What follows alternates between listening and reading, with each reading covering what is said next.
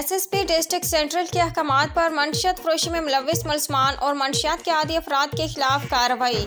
منشیات فروشی میں ملوث ملزمان سمیت منشیات کے عادی افراد کے خلاف SP لیاقت آباد ایاز حسین کی کارروائی۔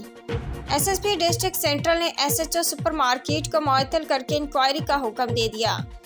SSP ڈسٹرکٹ سینٹرل کی ہدایات پر SP لیاقت آباد کا منشیات فروشوں اور منشیات کے عادی افراد کے خلاف گرینڈ آپریشن۔ 2 خاتون ملزمات سمیت 9 منشیات فروش گرفتار، جبکہ متعدد منشیات کے عادی افراد ایدھی شیلٹر ہوم منتقل۔